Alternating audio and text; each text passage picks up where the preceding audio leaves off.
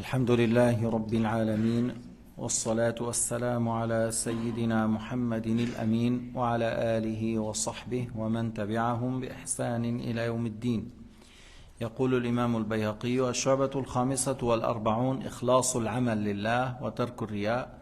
La 45e branche de la foi, avoir la sincérité dans les actes de bien et délaisser l'ostentation, délaisser l'insincérité. عن أبي هريرة رضي الله عنه قال: سمعت رسول الله صلى الله عليه وسلم يقول: إن الله سبحانه يقول: أنا أغنى الشركاء عن الشرك من عمل لي عملا أشرك فيه غيري فأنا منه بريء وهو للذي عمله. Alors, le prophète Mohammed sallallahu alayhi wa sallam a dit que Allah subhanahu wa ta'ala a dit, c'est-à-dire un hadith qudsi, je suis celui qui n'a pas besoin d'associer. Ana aghna ash-shuraka an ash-shirk, c'est-à-dire Allah est exempt d'avoir un associé. Allah ta'ala est exempt d'avoir un associé, il n'a pas besoin d'aide, il n'a pas besoin d'un associé. Alors celui qui a fait un acte dans lequel a cherché l'agrément de quelqu'un autre que Allah, l'acte sera rejeté, il sera à cette personne à qui on a fait et il n'aura rien de récompense. C'est-à-dire Allah n'accepte pas cet acte et cet acte-là c'est fait pour les louanges des gens, alors il sera pour les gens. Ça veut dire que le jour du jugement tu n'as pas de récompense, au contraire tu as fait un grand péché et les gens pour qui tu as fait l'acte pour se montrer, ils ne peuvent pas te donner de hasanat. Allah subhanahu wa ta'ala est exempt d'avoir un associé, il n'accepte pas qu'on fasse les actes de bien pour l'agrément des gens, pour être loué des gens, pour être apprécié par les gens, mais plutôt il faut les faire pour chercher l'agrément de Dieu. Et ça, la sincérité dans le cœur, c'est parmi les choses les plus dures à l'ego. Pourquoi? Parce que l'ego souvent, elle cherche à être loué, vu, apprécié, estimé, ainsi de suite. Et la sincérité, c'est le contraire de ça. Alors la sincérité, c'est parmi les choses les plus dures à l'ego. من أصعب الأعمال على النفس الإخلاص. ليش؟ لأن النفس تريد ضده، تريد الشهرة، تريد السمعة، تريد الثناء، تريد الجاه، تريد من الناس التعظيم والإكرام ونحو ذلك، والإخلاص ضد ذلك.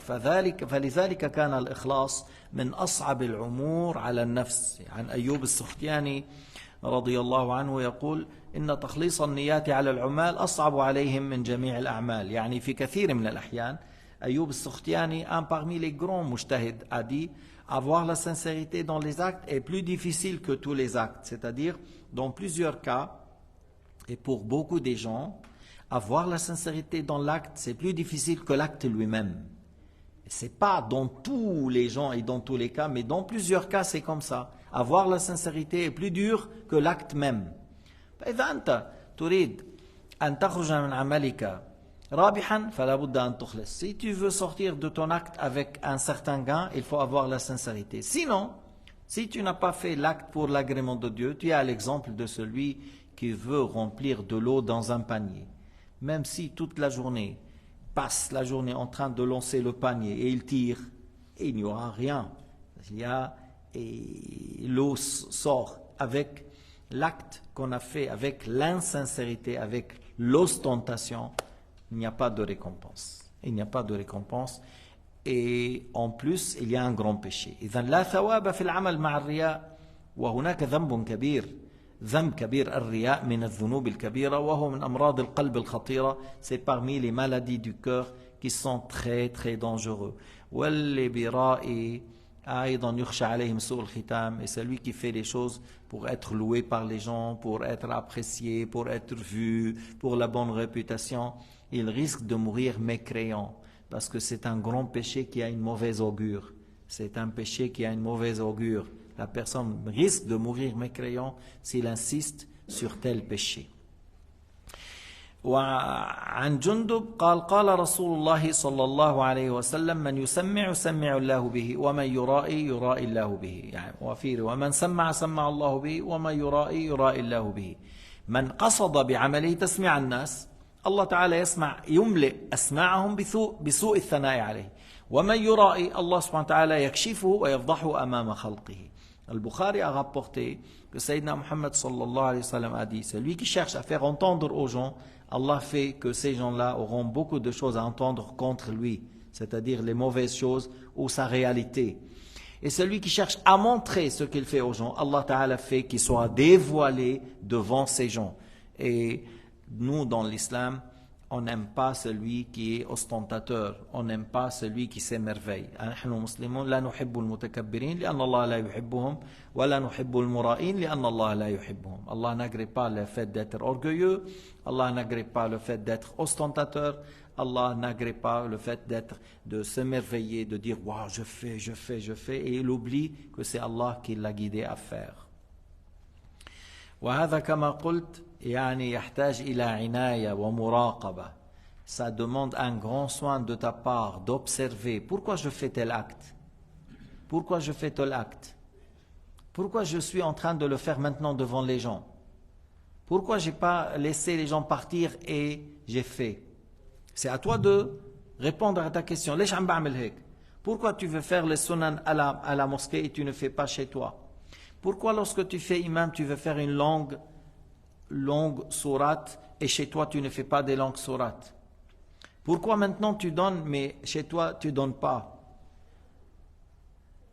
يعني هنا الأمر يحتاج إلى مراقبة. On doit surveiller, on doit contrôler, on doit faire attention à ce qu'on est en train de faire, pourquoi on le fait. Et il faut que tu le fasses pour chercher l'agrément de Dieu Azza wa Jal. وورد أيضا عن شداد بن أوس أنه دخل عليه وهو في مصلى عبادة بن al-Kindi. On parle de quelqu'un qui s'appelle Ubad al-Kindi, de Shaddad fils de Aus. Il a dit, je suis rentré chez Shaddad ibn Aus et je le trouvais en train de pleurer dans Al-Musalla, en train de pleurer. Shaddad ibn Aus yabki. فقيل له ما يبكيك. On a dit à Shaddad ibn Aus, pourquoi tu pleures? قال حديث ذكرته سمعته من رسول الله صلى الله عليه وسلم. Il a dit, je me suis rappelé une parole que j'ai entendue de la part du prophète Muhammad عليه الصلاة والسلام. قيل له ما هو? C'est quoi ce hadith? قال سمعت رسول الله صلى الله عليه وسلم يقول إني أتخوف على أمتي من بعد الشرك والشهوة الخفية. Il a dit, je crains pour ma communauté le shirk et le désir caché. قلت يا رسول الله أو تشرك أمتك من بعدك؟ قال يا شداد إنهم لا يعبدون شمسا ولا قمرا ولا حجرا ولا وثنا ولكن يراؤون بأعمالهم. قلت يا رسول الله وما الشهوة الخفية؟ قال يصبح أحدهم صائما فتعرض له شهوة من شهواته فيواقع شهوته ويدع صومه. Alors il a dit Shaddad que lorsque le prophète alayhi salatu wasalam a dit je crains le shirk et le désir caché. Alors il a dit, est-ce que ta communauté va tomber dans le shirk après toi? Alors il a dit, au Shaddad, ils ne vont pas adorer le soleil ou la lune ou une pierre ou un idole, c'est-à-dire à un certain moment. Sinon parmi les signes de l'heure, il y a des gens qui vont adorer par la suite des idoles. C'est été rapporté par Muslim. Mais il a dit, mais ils font l'ostentation dans les actes, et l'ostentation c'est le petit shirk. L'ostentation, faire les choses pour plaire aux gens, c'est le petit shirk. Et il lui a dit, c'est quoi le désir caché? Il a dit, l'un d'eux, il se lève en ayant le jeûne, en jeûnant, et puis après, ça lui arrive un certain désir, alors il va vers son désir et il délaisse son jeûne. Alors maintenant, s'il s'agit de jeûne du Ramadan ou jeûne obligatoire, alors ça c'est haram. Et s'il s'agit d'un jeûne sunna, comme lundi, jeudi, et quelqu'un, il a rompu son jeûne seulement pour le désir de manger ou pour le désir d'avoir des rapports intimes avec son épouse, il y a une divergence. Shafi'iyya, ils disent c'est pas haram, et d'autres savants comme le Hanafiya ou le Malikiya, ils disent non, c'est interdit, il n'a pas à faire. وسمي قلنا الرياء الشرك الأصغر في حديث رواه البخاري dans le hadith du prophète alayhi salatu wassalam, il a dit que le petit shirk c'est l'ostentation. Pourquoi on l'a comparé avec le grand shirk? Parce que dans le grand shirk tu as adoré autre que Dieu, Et dans le petit shirk, tu as fait l'ibada pour plaire aux gens et pas pour l'agrément de Dieu. De cette ressemblance, on a nommé le petit shirk, الشرك الأصغر. ولكن هو العمل بالرياء ليس كفرا ولكنه ذنب كبير. C'est pas de la mécréance, mais c'est un grand péché. ولذلك قلنا لأهمية الإخلاص البخاري ابتدأ الصحيح إنما الأعمال بالنيات وإنما لكل امرئ ما نوى فمن كانت هجرته إلى الله ورسوله فهجرته إلى الله ورسوله ومن كانت هجرته لدنيا يصيبها امرأة ينكحها فهجرته إلى ما هاجر إليه. Alors, Bukhari a commencé son livre par ce hadith en disant que les actes dépendent de l'intention. Celui qui a immigré pour le commerce ou pour une femme, alors il n'aura pas la récompense de l'immigration parce qu'il cherchait le commerce et une femme. Et alors son immigration, c'était pas lillah, c'est pas considéré comme un acte d'obéissance parce qu'il n'a pas fait pour l'agrément de Dieu, il a fait pour le commerce ou une femme. Et celui qui a fait l'immigration pour chercher l'agrément de Dieu, alors son immigration est une chose faite pour l'agrément de Dieu, alors il aura la récompense. فهجرته إلى الله, c'est-à-dire de point de vue religion, son immigration est acceptée puisqu'il a cherché l'agrément de Dieu Azza wa Jal. إذن الأمر يرجع لإيش؟ للنية. La question revient à l'intention. وعن عدي بن حاتم الطائي, ما هيك تعرفوا حاتم الطائي, vous connaissez, les Arabes connaissent un homme qui est mort avant l'envoi de Sayyidina Muhammad, il s'appelle Hatim al-Ta'i, il est connu par sa générosité. Son fils Adi, il a embrassé l'islam et il a dit, قال يا رسول الله إن أبي كان يقري الضيف ويحب الضيافة ويذكر أشياء من مكارم الأخلاق. Il a dit, mon père était qu'un homme qui a accepté l'invité avec chaleureusement, il aimait les invités et il a parlé de certains attributs de son père. فقال إن أباك أراد أمرا فأدركه يعني أراد الذكر فأدركه. Il a dit, ton père a cherché la réputation et il a atteint. C'est-à-dire il a cherché. Parce que son père il n'était pas sur l'islam déjà, c'était dans la période de l'obscurantisme. Et lui il faisait ça pourquoi? Pour être connu par la générosité et il a atteint. On dit Hatim Ta'i, c'est connu par sa générosité. Mais pour dire que pour que l'acte soit accepté, il faut l'islam et la sincérité. Pour que l'ibada, l'adoration soit acceptée, il faut être musulman et il faut avoir la sincérité. يعني لما العمل يكون مقبول عند الله العمل الصالح بده يكون الإنسان على الإسلام وأيضا إيش يخلص النية لله عز وجل. فإذا لم يخلص لا يقبل. S'il n'était pas sincère,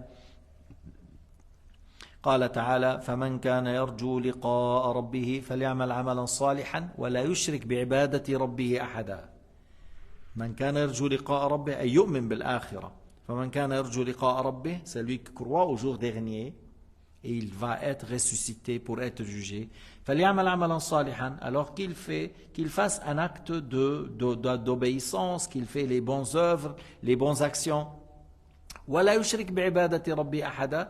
Et dans cette adoration, il ne cherche pas à plaire aux gens. Il ne cherche pas le fait d'être loué ou apprécié par quelqu'un d'autre. Il ne cherche que l'agrément de Dieu Azza wa Jal. قالوا رجل يقاتل يبتغي الأجر والذكر ما له قال لا شيء له. 3 fois.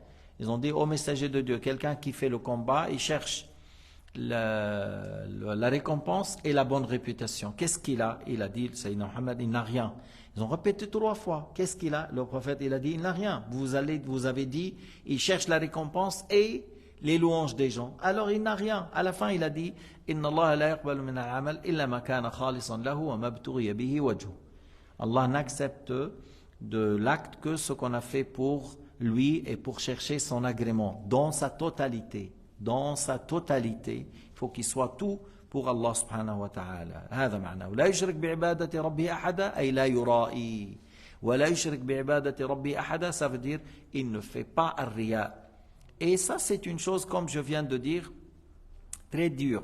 الإمام أحمد الرفاعي رضي الله عنه قال ما الفائدة من علم بلا عمل وما الفائدة من عمل بالإخلاص؟ الإخلاص على حافة طريق الخطر. ما معنى الإخلاص على حافة طريق الخطر؟ أي أنه بين لحظة وأخرى ممكن أن تتغير النية. الأمر في الإخلاص ليس أمرا هينا. Un grand wali من أولياء الله السيد أحمد الرفاعي radiyallahu anhu, a dit à quoi ça sert une science sans pratique? Si la personne a appris mais il n'a pas pratiqué, la science va être un argument contre lui. Tu as appris et tu n'as pas mis en pratique. Après, il a dit, et à quoi ça sert une pratique sans sincérité? Il a pratiqué, mais il n'a pas cherché l'agrément de Dieu. À quoi ça sert cette pratique et tu n'as pas cherché l'agrément de Dieu? Après, il a dit, la sincérité, elle est au bord de la danger, c'est-à-dire pour dire que l'intention, la sincérité, l'Illah Azza wa Jal, c'est quelque chose de très délicat. L'intention peut changer d'un instant à l'autre. D'un instant à l'autre, ça peut être changé parce que c'est une question dans le cœur. Quelqu'un peut-être est en train de lire dans la mosquée Al-Qur'an, tout content avec la sincérité. 2-3 personnes ils sont venus, l'intention a changé.